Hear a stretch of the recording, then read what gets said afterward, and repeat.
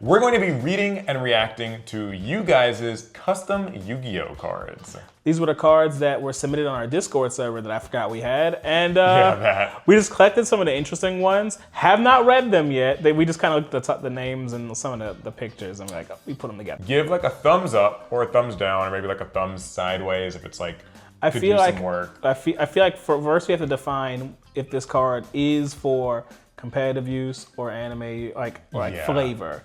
And then we decide if it's thumbs up or thumbs down. Let's start with this one, Cup of Greed. We know a little something about rating greed cards. Yeah, so this is a Pot of Greed looking retrain. But it's a cup instead of a pot. Yeah, it's a normal spell card. It says, draw 2 cards, then if you have more than 3 cards in your hand, banish your entire hand face down. Okay, all right. Yeah, that's actually kind of interesting. So this card, it feels less like a flavor card and more like I think this is intended to be a card that you would actually use in competition. This is intended to be a card that it gets used. Right off the bat, it seems like what they're trying to go for here that I'm seeing is like, they're aiming for a Pot of Greed, a balanced version of Pot of Greed. Like, what if, could Pot of Greed be legal if it had these stipulations? And it's always been like a question I think a lot of players want to answer is, right, like, Pot of Greed's banned, what's the closest we can kind of get to balancing it? And so this is sort of, I would say, like an attempt at that. Thoughts? I do like that you have to immediately banish your entire hand if you have 3 or more cards. This isn't like card of more demise. Than 3 or cards. More than 3 more cards. Than 3. It's not like card demise where it happens later, where you can kind of like pre-plan and game for it. Yeah. And there's so few cards that actually want to be banished face down, so it's hard to exploit that. Yeah, it does seem like it's designed to not be exploited. So what I'm basically seeing here is you could activate this if you have only it in your hand. Right. Or even no cards in hand, like you've already set this and you have nothing left in your hand. I guess that's like the most effective way to use it would be. So if you have like 1 card in hand, you could use it. If you have 2 cards in hand, you could use it if it's one of those cards. But yeah, basically you just don't want to end with 4 or more cards in your hand. Right, which then is, you'll have to bounce. In modern Yu-Gi-Oh, there's a few different ways you can go about avoiding that very situation. I kind of like it. Like I like that it basically means you can only really use this if you're kind of in a pinch already. Like it's more of a, I'm imagining it as more of like a savior card. Like, you know, when you're not in a great situation, you can use this to get back in the game, but it's not something where like you go first and you just immediately get to like activate it. Yeah, you should never, given the wording on this card, my God, you should never activate this at the beginning of your turn. Although, I suppose it's not a bad top deck either, if you're like bereft of resources. And nothing's stopping you though from like playing it in a stun deck where you just set like your opening hand's 5 cards, you set 4 traps, then you just like activate this, and it's kind of like card demise again. Yeah, that is it has use in both like stun decks and combo decks. In a combo deck, you might play out pretty much your entire hand, and then this card helps you just draw into new resources for your next turn. Yeah, draw into some hand traps maybe. I like what they're going for here. I give this a thumbs up. Would it be used? I think yes. Yeah, it'll definitely see use. It would definitely see use. I think that my only major thing is just like, it seems like it's probably going to be heavily abused in a stun strat, but like, you know, I think it's cool. It won't see too much use in like very strong mid-range decks that have good resource loops that constantly put cards back in your hand. Yeah. But I think that's a good thing, right? Right, I agree. Okay, what card do you want to do next? Let's talk about this Red Eyes monster. Oh, okay, this is exciting. So this is Ancient Red Eyes Black Dragon. So this is actually supposed to be Red Eyes support. Yes, so or I mean, I'm assuming this will be an anime card. Let's see. Ancient Red Eyes Black Dragon. This is a dark dragon monster that makes sense as a Red Eyes. Level 9. Level 9. Is that 9? Yeah, 9. That's 9 stars. Level 9. That's rare for a Red Eyes. Yeah, usually expect it's 7. Usually a 7, and then Darkness is a 10. Yeah, and he's like a weird one. Yeah, he's a weird one. So we have a level 9 Red Eyes Black Dragon.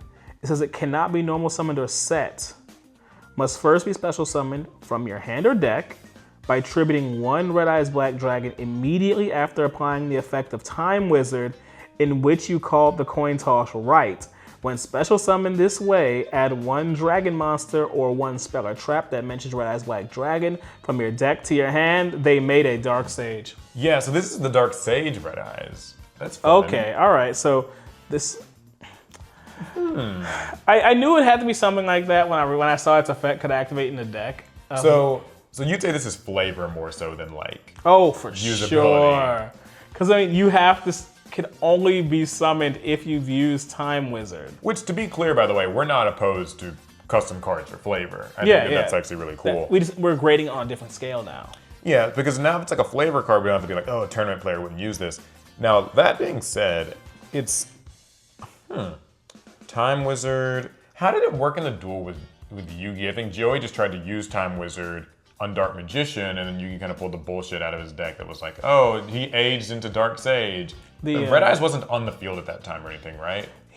Red Eyes, I don't believe was on the field. It was just that Joey used the Time Wizard, and then like there's this kind of, it was like a smoke effect, and when the smoke clears, the Dark Sage is like, what's up? And it's like, where'd that come from? Yeah, so this is just like assuming that maybe this is something that could happen to Joey's Red Eyes that would age it up to like the ancient Red Eyes.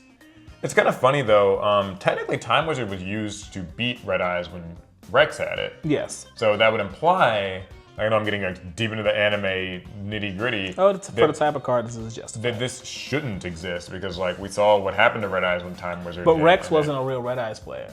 That's true.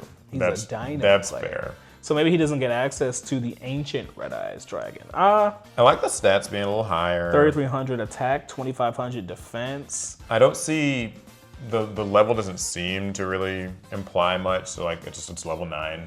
Maybe we can map a combo off this guy. So when it's summoned, it will add a dragon monster or a spell or trap that mentions Red Eyes Black Dragon. What do you think's the best card you can add with that effect? Okay, the best thing that you could probably go for, if we're going kind of more for flavor than for just outright. You're playing a Red Eyes combo. deck, you know. Well, definitely Red Eyes Fusion for the spell would presumably be what you get, although you couldn't summon the turn. Yeah, you wouldn't even be able to use the Red Eyes Fusion. So maybe you just grab like Red Eyes Insight or like Return of the Red Eyes. Is this name treated as Red Eyes Black Dragon? It's actually not. I think the monster you get factor would be like the Meteor Red Eyes guy that can like pitch one from deck to special itself. That's not bad. It's like the level, it's not Comet, but like it's like the level 7 one. I'm not remembering off the top of my head, but I never remember their names. They're kind of samey. You could even get I guess Red MD. Red MD, yeah, another special summon. Because I'm assuming you would have something else on your board. Yeah, you get Red MD and a spell or trap that mentions Red Eyes Black Dragon. So I still think Red Eyes Fusion would be like all right for next turn or something. But yeah, like Return of the Red Eyes. Red Eyes Insight. I don't know. There's another good one. Yeah, with spells, it's not too great because they're all the Red Eyes spells that you would get are like kind of like search spells. Yeah. Spell or traps, you could get the Fang with Chain to kind of. Oh, you get some of those cards. Some interaction. Yeah, I don't know if they specifically mention Red Eyes Black Dragon. Maybe they do. I think it does. Don't quote me on that. Anyways, I like this card. I'm getting a thumbs up. I mean, it's a thumbs up. This is fun. I never thought about giving other people their own Dark Sages. I think it's cool. Yeah, that's very creative. Shout out to Yozaki-zun. Yozaki-zun. If somebody can make a Red Eyes support archetype, like, you know, we always talk about Red Eyes, this kind of has no identity in Yu-Gi-Oh! They've tried and failed so many things. If somebody can like make a full like 10-card archetype, right? Like that can be like, you know, 4 or 5 monsters, 3 or 4 spells, some traps, whatever. Paul will print it out and duel with it. Well, I want to like go through a custom card review of like someone's Red Eyes archetype. Okay. You can get creative with that. Like, please submit that. We are going to actually go for a trap card. This one's interesting. It's called Paid Prophecy. It is a continuous trap, and it seems to feature, I guess, an image of a book with like 2 masks, like one's happy, one's in despair, like a comedy or tragedy or something. When your opponent special summons 2 or more monsters, pay 500 life points for each one that was special summoned, and if you do, banish them. Once per turn during the standby phase, pay 500 life points. This is not optional, or destroy this card. Okay. So this, what are we thinking? All right, this is a card you intend to use. This is a card that this is like definitely kind of an it's a floodgate. Floodgate's kind of anti-stun type of. It gives the vibes of Royal Oppression a little bit, because Royal Oppression worked similarly, where when your opponent special summons a monster or would special summon a monster, you paid 800 and like you negate and destroyed that. So this is sort of similar, although some key differences. I mean, this only works if they summon 2 or more monsters. So that means if your opponent just summons 1 monster at a time, Paid Prophecy does nothing. Yeah, right off the bat, assuming that this is like intending to work as they wrote it, that's no, it does work how they wrote it. That's how Yu-Gi-Oh works. Yeah, that's limiting. I don't love that part. Because I mean, this will only consistently stop like pendulum decks. Yeah. Pendulums and a couple of other decks that like to summon like 2 things at a time, like maybe like a Prank Kids, like those sorts of decks. It makes for a very niche card. Very niche. Now, pay 500 life points for each one that was special summoned, and if you do, banish them. What I don't love about this is that this means that it's not negating the summon. Nope, they will get to use their effects. They will get to be summoned and like activate any effects that happen on summon, and they'll also even be able to maybe like come back, you know, whatever. Yeah, they could chain and like run away. Yeah, I don't love that part. And then obviously it's got a maintenance cost of paying 500 during the standby phase, and it's not optional, or this card gets destroyed. So that's Imperial Order, which has like a similar sort of maintenance thing. I don't know. This card's not doing it for me, man. Yeah, I mean, I like the idea, right? Like, it's a more balanced Royal Oppression, because Royal Oppression is obscenely strong and it's banned. Yeah. This could be neat, I think, if it just was when your opponent special summons a monster or monsters. Because I do think if this triggered on every single summon, it's a double-edged sword, because you will have to pay to then banish that monster. But that monster will get its effects and can chain effect to this. Yeah, the way this is written does suggest that this is mandatory. It actually says pay. Like you don't actually get a choice. It's not you can pay. Like honestly, I'm not gonna lie. They could burn you out with that. This card's kind of bad. It's kind of bad. I mean, like, it's like if it said, you know, when your opponent special summons a monster or monsters, pay 500 and like banish that monster. It would actually be like pretty good in the sense that most decks just need some of their early special summons to go off for like combos to work. So you'd probably eventually just shut their turn down, because they'd never get to really keep link material and link monster. So like that part, good. But I think like the fact that it is very interactable keeps it balanced. Maybe not. But like, when you're playing a card in competition, would you want to? Let's say you're playing into a pendulum format, and these decks, they want to summon 5 things at once. Are you going to run Paid Prophecy? I think I would.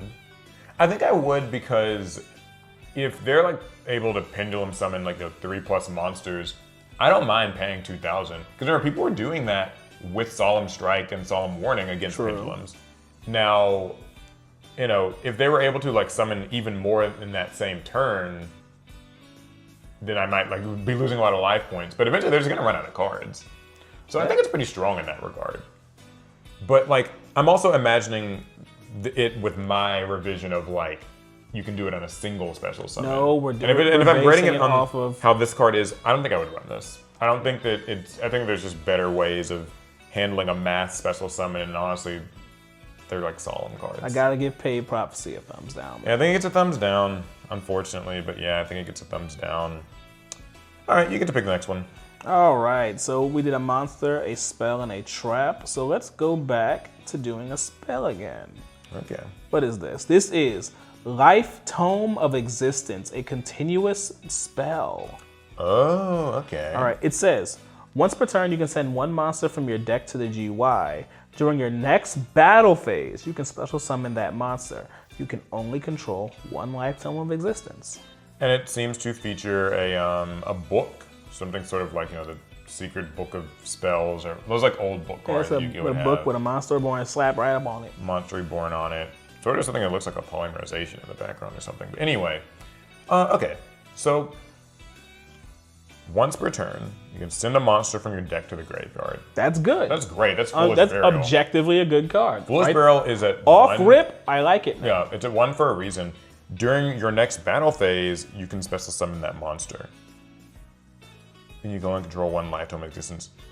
Pretty solid. I think that, so clearly this is a card that is kind of intended to be played. So there's something I don't like about this.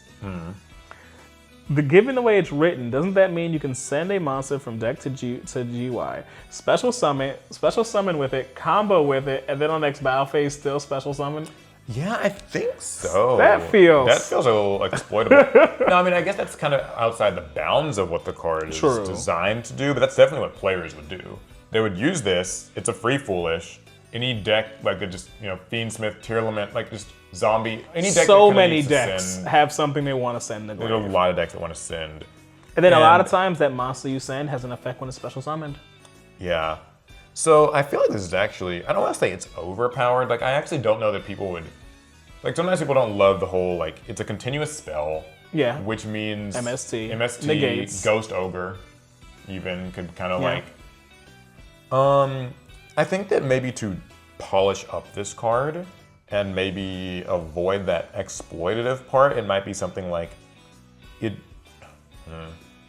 Syndiger. I'm almost thinking like this would make it suck. I was gonna say it should like banish the card, and then you can special summon the card like in the battle phase to kind of keep it locked away from outright abuse. Like keep the card that you. But then I almost like Gold Star. Like a Gold Get Star. it out of here, and then it shows back up. Right. But then I feel like people just wouldn't really run that. I mean, as the way the card's written, I feel like as a playable card in like today's metagame, this card could see some play. There's some applications. It's not crazy busted because the card has built-in weaknesses. Yeah. It's a continuous spell. You can actually only control 1 copy of it. So if you run it at 3, and you might have bricky. some dead hands. Yeah, a little bricky. There might even be like a clause where it's just like you cannot special summon that monster for the rest of this turn except with the effect of Life Tome of Existence. Like if you wanted Stop trying to change the card. Well, I mean, I'm trying to offer people, because I think that right now it's a sideways thumb for me. And I think like, it's technically probably actually a thumbs up. Like this would be used, I think. Like some decks could use it. It's a fairly useful card. Also I just thought about something. You can't use it during your first turn. Well, you can use it during your first turn. You just won't get the monster to your next battle phase. So going second, you'll get the monster faster through this card. In a way that I guess that makes it a better going second card. But it's still, at the end of the day, it's still Foolish Burial, so it's really good. Yeah, it'll always be good. I mean, I'm giving Life Tome a thumbs up. Yeah, I think it's cool. I don't think it's too overpowered. I think it's good for what it does. Yeah, I'm very curious to hear what people think about that one in particular. Yeah. Just because, like, it's kind of weird. I feel like it's basically the thing I fear the most about it is that it loses its own flavor because it would just be abused. And I don't think anybody would care about the summon during the battle phase thing. Hey man, I don't think this is a flavor card. This is a competitive card. Yeah, it seems like it's just play it to win. A good card. Okay. All right, well the next card that we're gonna go with is actually another spell. Okay. Unwarranted Gambit. Okay, here. So this is a quick play spell. And it kind of just has, the art is like these two kind of flicking coins. Okay. Only activate this card when your opponent's monster attacks you directly. Call the type of card, spell, trap, or monster on the top of your deck. If you call it right in the battle phase, then activate one of the following effects. Destroy all face-up cards your opponent controls, or draw until you have 4 cards in your hand. You can only activate 1 Unwarranted Gambit per turn. All right, I'm gonna say it right now. I know the person who designed this card probably wanted this card to be in the competitive, you would play this to win kind of card. I'm immediately putting this card in the flavor. I'm putting this in the flavor column. It's flavor. This is a flavor card. It's a fun flavor card. Yeah, it reads like a fun one. If I were to evaluate this card as being like a competitive card, it would get torn apart. Yeah, absolutely. I don't think that it's clearly meant to be your back's against the wall because you have to be getting attacked directly, not even just getting attacked. And obviously there's this huge look like call the top card of your deck. If you call it right, like amazing things happen, but if you call it wrong, Like it has a lot of utility in a Monster Mash deck. You could just run run like a lot of, yeah. Like 38 monsters and then 2 copies of this card. Yeah, so let's see what you get when you call it right. You do end the battle phase no matter what. So that's good. Which is good. Because I was gonna say it'd be like weird if you had to like pick to end the battle phase. You can either destroy all your opponent's face-up cards. Oh, face-up cards, and not even just monsters. You can even get a field spell or. I'm iffy on that because destruction immunity is fairly common. Yeah, I'd almost say that this is the type of thing where like it should be like evenly matched a little bit. Like if we're really leaning into the flavor, like back against the wall anime moment, then this thing needs to have pretty busted. Like if it goes off, it should be pretty busted. I think it should banish them face down. Banish them face down, I think, is the best. Mm-hmm. But I'd even prefer like a bounce or a spin, just because destruction. There's a lot of boss monsters out there that are just like, oh, I can't be destroyed. So. Yeah, or you can draw until you have 4 cards in your hand. Which, man, your situation must really suck if like. If you need 4 cards. To be picking that, because that means like you had no monsters in the field. This card was set face down. Because you don't actually get to activate this from hand. You still have to like set it first, which makes me kind of surprised this isn't just a trap. Yeah, because as a quick play, it has. It just doesn't have much reason. It can't really be. It can't be played from your hand during your battle phase. Yeah, I think that they should have made this a trap that can be activated from hand. That way, it could be more of a surprise. Agreed. And not be susceptible to like removal. But the 2 effects are both pretty good. Like in an anime kind of flavory context, I think they're pretty good. I guess I'm a little disappointed. Given it's called Unwarranted Gambit, and it says coin flip art. I would have liked to see this as some crazy coin flip card, like flip 3 coins, and if you hit all heads, it gets 1 effect, or if you hit all tails, it gets another effect, and if you hit any other combination, nothing. They used to make cards like that. I don't know which one. I know there's the one where it's like all tails, all heads, and like anything else does nothing. There's like some. Was there a card like that? Maybe someone will know. Either way, I'm giving this card like a sideways thumb. I don't think it's bad. I think it's like accomplishing what it's setting out to do. It's just like a little.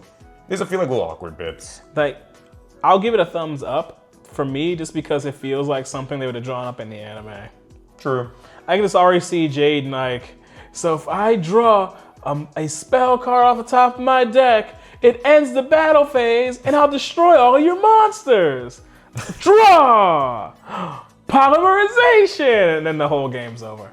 Yeah. It's a sideways thumb, but like a good sideways thumb. Like it's not a bad Also, sideways Jaden needed the polymerization, and now he has it. He's going to go into Flame Wingman, and it's a whole thing. All right, you get the next one. All right. I'm going to... Oh, there's a Dark Magician-like card here. Yeah, This is Darkluster Magician. Whoa. I think they meant Magician. Okay. We'll assume it's Darkluster Magician. Darkluster Magician. I like the art that they did. This is the Kazuki Takahashi art, but it's like... They did a half inverted. Half and half, yeah. And there's so it's Dark Attribute, level 7. Same stats as Dark Magician. Same stats. 25 attack, 21 defense. We have not changed a lot so far. There's another card from Yozakazun. All right, so let's see what this effect is. This card's name is always treated as Dark Magician. You need that. You need that. Very helpful. You can special summon this card from your hand by attributing one light or dark monster and sending one light or dark monster from your hand or deck with a different attribute than the attributed monster. You can send one light or dark monster from your hand to the graveyard. Make this card's attribute either light or dark while it is face up on the field. This is interesting. This is definitely flavor. Yeah, more flavor than, So like use it in a Dark Magician deck, have some fun. Thoughts on so its name is always treated as Dark Magician. Yeah. There are actually implications there. That means that if you are running this will be limiting the amount of vanilla Dark Magicians you can run. Because it's one of those ones where like its name is always treated. Yep, that means you can run like two copies of normal Dark Magician and one of this, or 2 copies of this and 1 Dark Magician. That is a limiting aspect to this card. The next thing is that you can special summon it from your hand by attributing a light or dark monster and sending one from hand or deck with a different edge. So send a light, or like, let's see, tribute a light monster and then send a dark from your hand or deck. Right. Or tribute a dark monster, send a light. Okay. The being able to send from deck part is quite good. That's pretty good. That's quite good. Usually anything that sends from deck is good. Although I do feel like having a tribute from your field means that you're it slows it down a little bit. But it's a 1-for-1 because you're attributing one card to summon one card. Well, it's a neg-1 though. Yeah, it is a neg-1. In total economy, it's a neg-1, but that send from deck pays for it a lot. Like that helps because that can mean like, they say any light or dark monster. And there's quite a few dark monsters you'd love to just send straight to the grave. Very powerful light and dark things you can send. I mean, in a Dark Magician deck, I can't think of any reason that you wouldn't just run 3 copies of this over the Dark Magician. I rarely do cards that work with Dark Magician actually require it to be a vanilla. Yeah, his on-field effect is just that he can change his attribute. Send a light or dark from your hand to the grave to change his attribute. Which I imagine there's probably some niche Dark Magician combo where being able to change your attribute around could be helpful. Yeah, I don't know that, like, in a general sense, it doesn't seem super great because not much of the existing Dark Magician support line cares much for, like, they don't. Things being But light I feel attribute. like there's some extra deck thing you might get access to by making this a light monster or something. Yeah, it can't hurt to have because either way, this is still more effects than a vanilla Dark Magician can ever have. I mean, so. it has more. Yeah, I mean, it can summon itself by attributing something, and it can send something from your deck to the grave. Dark Magician just says, "Hey, look at my hat." Yeah, I don't hate it. I think it's for me, I give it a thumbs up. Yeah, I think it's a clean upgrade. Pretty cool. Could it be stronger? Sure, but it doesn't need to be. Okay, we're now going to go with an Xyz monster that somebody Where? sent. Oh. This is Security.jpeg. It's a Cyberse rank 4 water attribute Xyz monster with 2200 attack and 1700 defense. So right off the bat, I actually like that they kind of seem to be keeping with the whole, like it feels in flavor for a Cyberse. Yeah. It's, Security.jpeg. So here's what the effect actually is. 2+ level 4 monsters. If this card, that's what it takes to make it. If this card is sent to the graveyard while it has material attached to it, you can add to your hand one of the materials that was attached to this card. That's cool. You can detach one material from this card, return one card from either player's field or graveyard to the bottom of the deck. You can only use this effect a number of times equal to the number of materials originally used to Xyz summon it. Okay. Okay, so that means you can use both of its materials in the same turn, or if you use 3 or 4 materials, you can use all of them in the same turn. Yeah. So it's very rank 4 toolbox. So this isn't a flavor card. Yeah, it's meant to be used. It's rank 4 toolbox. Like this can theoretically clear a board. You'd have to commit a board's worth of monsters, but then it could in turn clear a board. More often than not, though, even just the two bounces can kind of be enough. Like I can see this played in a deck like Ryzeal, right, or like those like utopic ZS type of decks just where give you a the free Xyz plays. Automata decks where they're just literally flooding the board with level 4s all day long.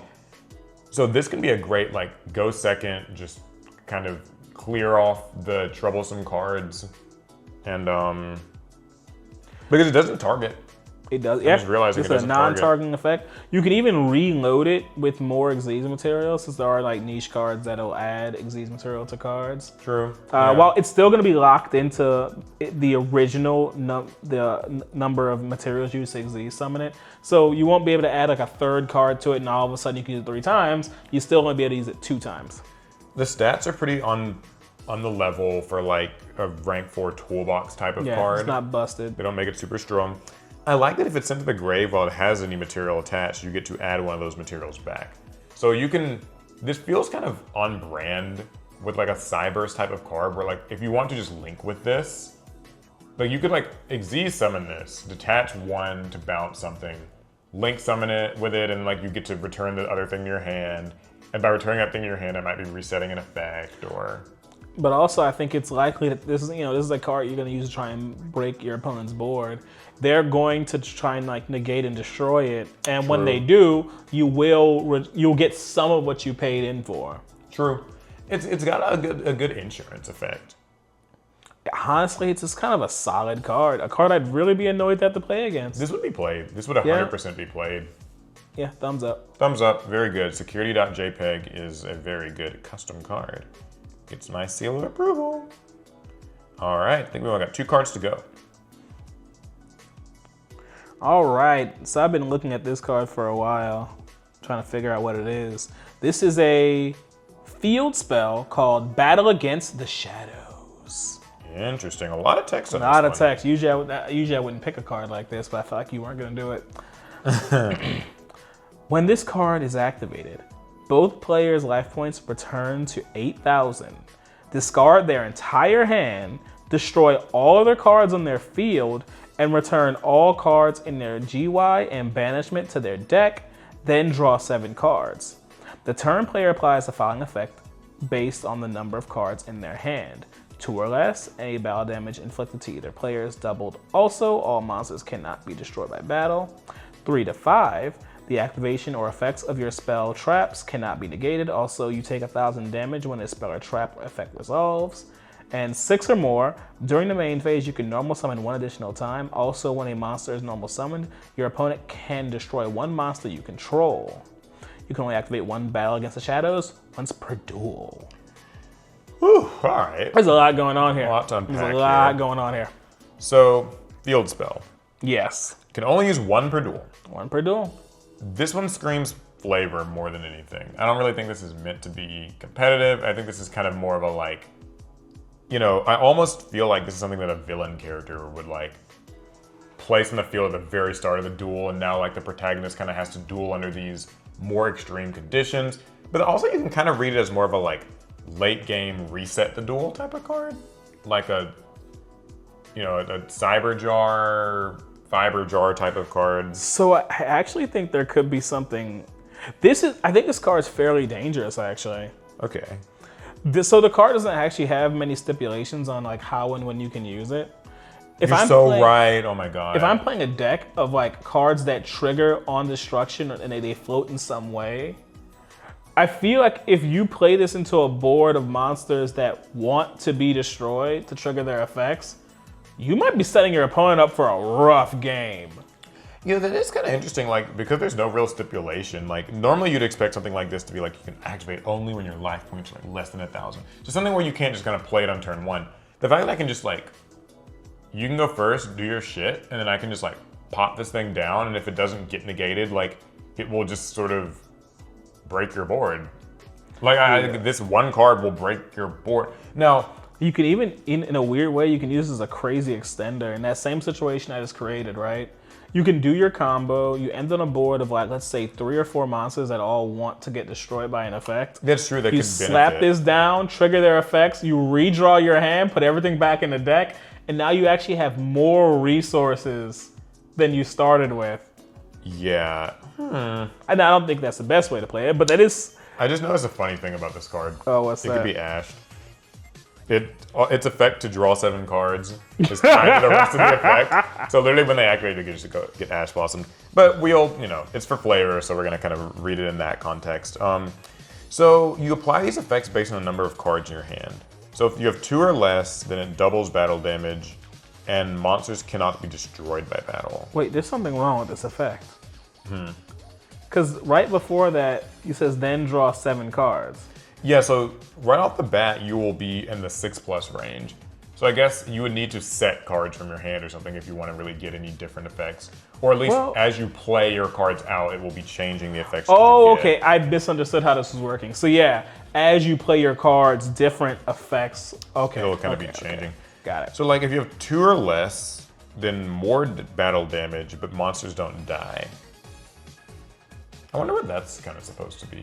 I'm not sure. Like I don't want to call it, like I don't get the point, but like it's just kind of like, I guess it's just battling becomes more and less important at the same time. It's like when you have 7 cards in your hand, there are certain continuous effects you'd love to have. Right. Like if I have 7 cards in my hand, I'd like it where my opponent can't like interrupt my plays or something. Right. And but as I get fewer and fewer cards in my hand, then I'd want maybe more of a defensive effect. I don't like, so when I'm at 2 or more, it says monsters cannot be destroyed by battle. If that said they cannot be destroyed by card effect, I'd feel a little bit better about this. Yeah. 3 to 5. The activation or effects of your spell and traps can't be negated, but you take 1,000 when a spell or trap resolves. So this means your spell and traps become safe, or at least, you know, they can't be negated. But they will burn you. But they'll burn you. I wish that were... I like this a little more than the 2 or less one, just because I like it at 3 to 5 range, honestly. Yeah, it feels like it's the idea is like you're upping the stakes of using things, but like providing some that's the overall theme of this card I'm noticing is like it's easier to do something, but like there are higher costs associated with the thing. Like you can deal double battle damage, but like the monsters can't die, or you can, you know, insulate your spells and traps, but you will be burned when they resolve. But I don't think anyone really minds that part, right? I suppose you can't not. Ash my starter? Bet. I'll take 1,000 for that. Activation. Oh yeah, okay. The activation or effects cannot be gained. So yeah, so no Ash either. All right, and then 6+. During the main phase, you can normal summon 1 additional time, and when a monster is normal summoned, your opponent can destroy one monster. Okay, that sucks. That's so. I don't love that. Sucks. But if your opponent doesn't have Ash, that means you can normal summon a Searcher. It will get destroyed by your opponent, but then you still get your search off, so it's not so bad. And then if you play another monster, now your hand goes to 5 or more, or 5 or less. So now that card you searched can't be negated. But it feels like unless those monsters you're summoning only spells and traps can't be negated though. So the way I look at it is the searcher monster searches the spell that you need to like start your combo. It's not maybe it's great. Okay. Yeah, okay. Oh, they can destroy any one monster you control, so it could even be a different one. That's true. Depending on the stage of the game you use this in, that can... I don't know what to think about this card. This one's a hard call. Like, I don't know if I want to give it a thumbs down. Like, I don't think I hate it or anything. I get what they're going for. The problem is, I want to grade this on the flavor section, but I feel like this is one of those cards, because of the card has no stipulations on it, I feel like someone breaks this. It feels very abusable. I think that this is a card where I would like to see it with another round of polish. Yeah. Just like you kind of just give it another scan through and just sort of be like, you know, it should probably be designed to not be able to be Ash Blossomed, but I also think that it should not be able to be activated like at any time. Like there needs to be some stipulation, and that's from both like a general balance perspective, but also a flavor perspective. Like even if you want this to be a very cool, flavorful card, I think that that would kind of go down the drain if I can just play it at the start and like ruin, because that kind of saps fun out of the card. Screams that grass to me. A little bit, yeah. Because in this case, like, you're destroying all the monsters on the field, which can trigger effects. You're also discarding your hand, which can trigger effects. You could just bomb your opponent with Chain Link 12. Yeah, well, no, okay. The way they write it, though, is that you discard your cards and you destroy your cards, and then you shuffle your Grave and Banishment into the deck, and then you draw 7. If it's happening in that order, then none of those cards will get to activate. They won't get to use their effects. Presumably, like it's kind of not written in perfect problem-solving card text, which I'm not gonna harp too much on. These are custom cards, like I get it.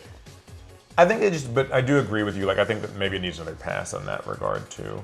So I'm giving it a sideways. Sideways thumb. It just needs to be cooked more. Okay, final card, Omnipotent Door. This one is a continuous trap, first edition. I think this is actually, it's a holy card, which I think is like part of a series of cards this person made, but yeah, it says holy 3. I read this as more of a staple.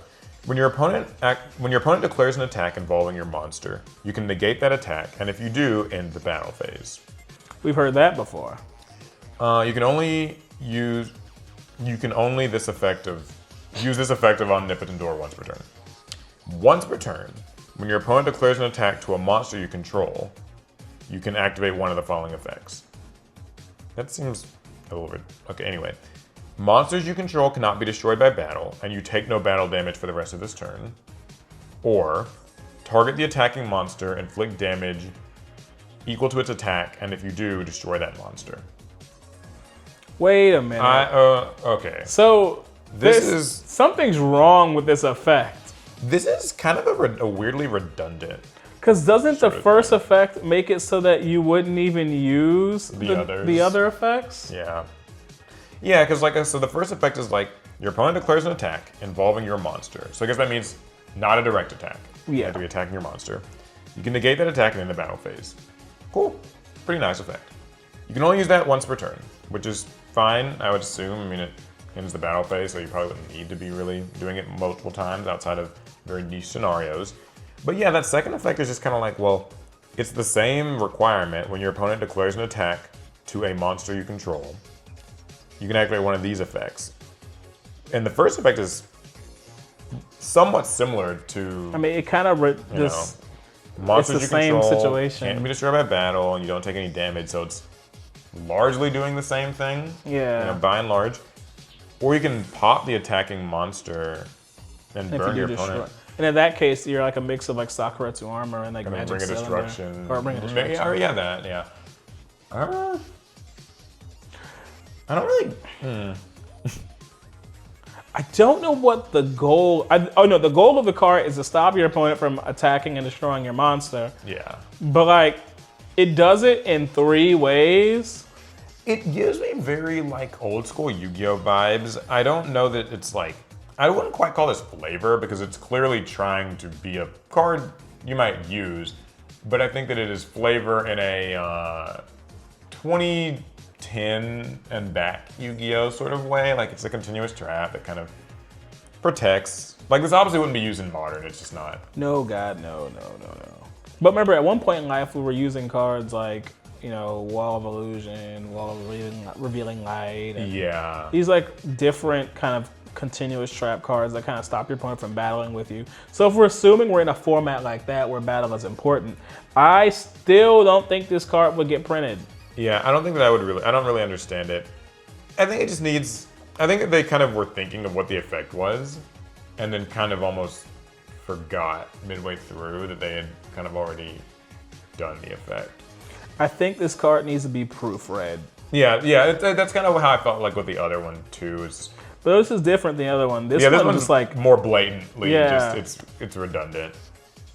So I gotta give Omnipotent Door a thumbs down. Good effort. I don't want to suggest that it's like bad that you had the idea or anything. It's just, but some proofreading would. And maybe we missed something. Maybe we're dummies and we just don't know how this works. Anyone who made these cards, and we did them in this video, feel free to correct us and stuff if we got something wrong. Throw in the comments. Call us idiots. We need the engagement. These were a good time. Let us know what you guys think of this sort of video. I know the last time we did custom card rankings was pretty popular and people really liked it. And I know that a lot of people do like making custom support for things. We could maybe be open to some themes. Yeah, we can have like competitions. We could have like archetypes. Like I would like to see like a Red Eyes archetype personally. But also we could do like, all spells, all traps, maybe like burn type effects or, just all kinds of things like that. Stun cards. That's something I noticed is these always tend to kind of lean towards stun when it comes to custom cards. They tend to be very like anti or like get rid of a lot of times the idea is people want to make a card that somehow hinders the meta game so a weaker deck can perform. Yeah, either way, hopefully you guys enjoyed this. Give it a thumbs up if you did. And also check out this video up here that YouTube thinks you would enjoy. See you guys in the next one.